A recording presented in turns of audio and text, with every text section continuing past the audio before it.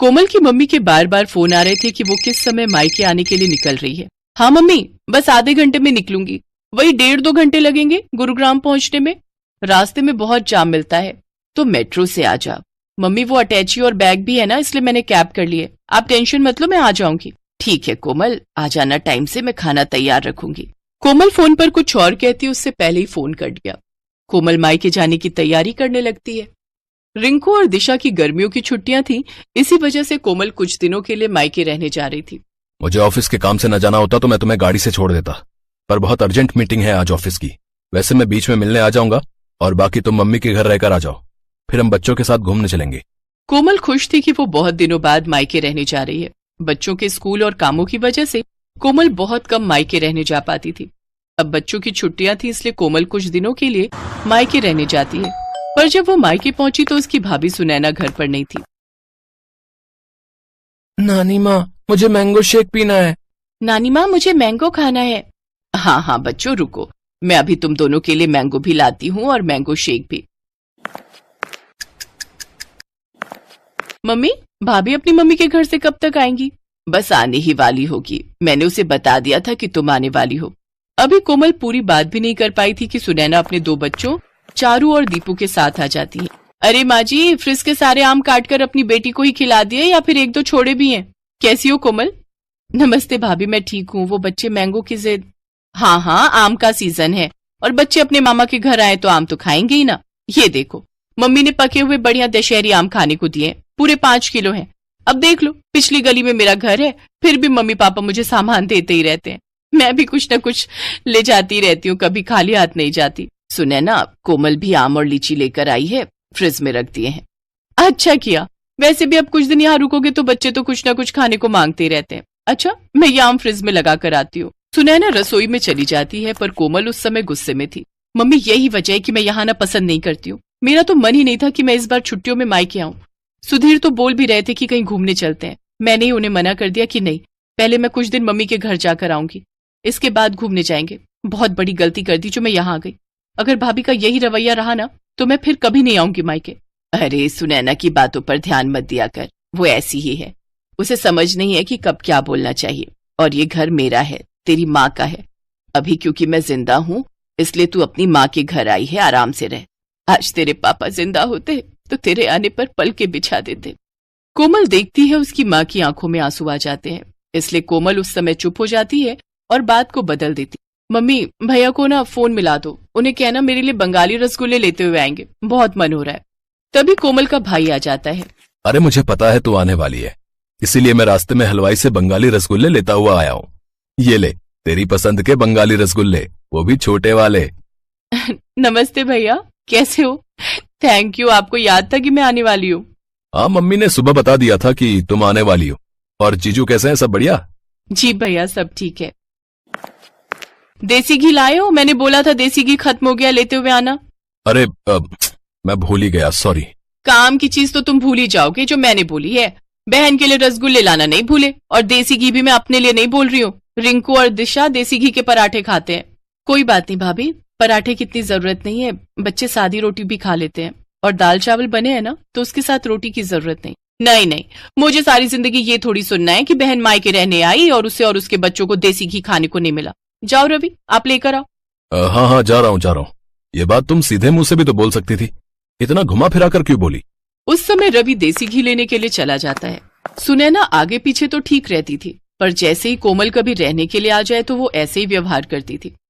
इसी वजह से कोमल मायके आना पसंद नहीं करती थी।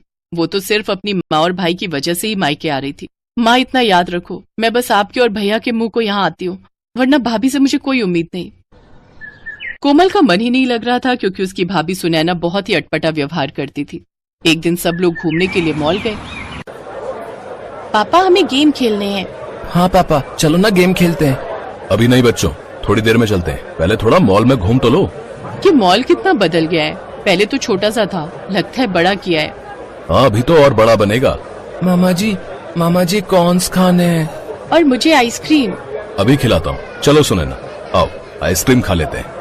रवि सबको आइसक्रीम लेकर देता है। रिंकू भी अपनी पसंद के कॉर्न्स और आइसक्रीम ले लेता है। सब लोग आइसक्रीम खाते हैं। चलो बच्चों, अब हम गेम पार्लर चलते हैं, हम सब वहाँ पर गेम खेलेंगे। रवि जैसे ही सबको गेम पार्लर ले जाने लगता है तो वो देखता है कि आज गेम पार्लर बंद है। भैया गेम पार्लर बंद है। जी गेम पार्लर बंद है, काम चल रहा है। चलो बच्चों, अब तो गेम पार्लर बंद है, थोड़ा और घूम लेते हैं फिर घर चलेंगे। रवि सबको घर ले आता है, पर घर आकर सुनैना गुस्से में अपने कमरे में चली जाती है और रवि से बुरी तरह लड़ने लगती है। सुनैना, तुम फिजूल की लड़ाई कर रही हो। मैं लड़ाई कर रही हूँ? ये लड़ाई तुम्हारी बहन और उसके बच्चों की वजह से हुई है। तुम्हें जब चारू और दीपू ने बोला कि पापा गेम पार्लर चलो तो तुमने उनकी बात पर ध्यान नहीं दिया, और जैसे ही तुम्हारी बहन के बच्चों ने तुमसे आइसक्रीम और कॉर्न्स की फरमाइश की तुमने फौरन खरीद कर दे दिए। तुम्हारी बहन तो चाहती यही है कि हम दोनों की लड़ाई हो। वो आती है और हमारे घर में कलेश छिड़ जाता है। चुप हो जाओ सुनैना, कोमल सारी बातें सुन रही होगी, उस पर क्या बीतेगी तुमने सोचा भी है? कोमल इस घर की बेटी है, मेरी बहन है। अगर तुम्हारे घर में तुम्हारे साथ ऐसा हो तो तुम पर क्या बीतेगी सुनैना? थोड़ा होश में आओ, तुमने आज बहुत बोल दिया। कोमल सब कुछ सुन चुकी थी। कुछ देर बाद जब सुनैना शांत हो जाती है, रवि भैया, चारू और दीपू के एडमिशन की बात सुधीर जी ने स्कूल में कर ली है। आप चिंता मत करो, अब इन दोनों का एडमिशन भी रिंकू और दिशा के स्कूल में हो जाएगा। छुट्टियों के बाद आपको एक फॉर्म फिल करना है, बाकी सारी बात सुधीर जी ने कर ली है। अब जीजू को मेरी तरफ से थैंक यू बोलना। वैसे मैं भी उन्हें पर्सनली फोन कर दूंगा। इतने समय से एडमिशन की वजह से मैं बहुत परेशान था। सुधीर जी ने बहुत बड़ा काम कर दिया। कोमल वापस जा रही है रवि। सुनैना की बातों से इसका मन बहुत दुखा है। हाँ भैया, अब मन बहुत दुख चुका है और आप प्लीज मुझे रोकना मत। मैं नहीं चाहती कि मैं आपकी और भाभी के झगड़े की वजह बनूं। मेरी कैब आ गई है, मैं चलती हूँ। कोमल जैसे ही बैग उठाने लगती है, सुनैना उसका हाथ रोक देती है। कोमल सॉरी, मैं जानती हूँ मेरी वजह से तुम्हारा मन दुखा। तुम हमारे लिए इतना सोचती हो और मैंने तुम्हें कितना कुछ गलत बोल दिया। ऐसे अचानक मत जाओ, सुधीर जी गलत सोचेंगे। कुछ दिन और रुक कर जाना। बच्चे बहुत मन से अपने मामा मामी के घर आए हैं, मैं ऐसे नहीं जाने दूंगी। मैं जानती हूँ मैंने गुस्से में बहुत गलत बोल दिया, पर मैं ये भी जानती हूँ कि तुम मुझे माफ कर दोगी। भाभी प्लीज आप मेरे से सॉरी मत बोलो, आप मुझसे बड़े हो। सारे गिले शिकवे दूर हो जाते हैं और मन की कड़वाहट खत्म हो जाती है। सुनैना और कोमल एक दूसरे के गले लग जाती हैं। सब कुछ ठीक हो जाता है। रिश्ते फिर से सुलझ जाते हैं। सुनैना ने अपनी गलती मानी और उसे एहसास हुआ कि जैसे वो अपने घर की बेटी है वैसे ही कोमल इस घर की बेटी है, और अगर उसके साथ ऐसा होता तो उसे कितना दुख पहुंचता। इसलिए सुनैना ने अपने व्यवहार को बदला और रिश्तों में आने वाली दूरियां खत्म हो गईं।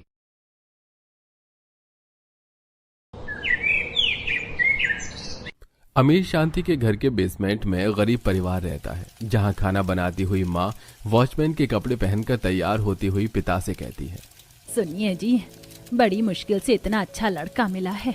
इस बेसमेंट जैसे घर में सगाई करेंगे तो लड़के वाले क्या सोचेंगे? कोई दूसरा घर किराए पर देख लीजिए ना। मालकिन तो आराम से ऊपर रहती हैं, नीचे इस घर में हमें परेशानी हो रही है। एक तो इतनी उमस है कि पूछो ही मत। ऊपर से बारिश होती है तो घर में पानी जमा हो जाता है, और तो और दीवारें भी झड़ रही हैं। आशा, घर तो मैं देख लूं, पर तुम तो जानती हो ना, अच्छे घर का किराया भी अच्छा होता है।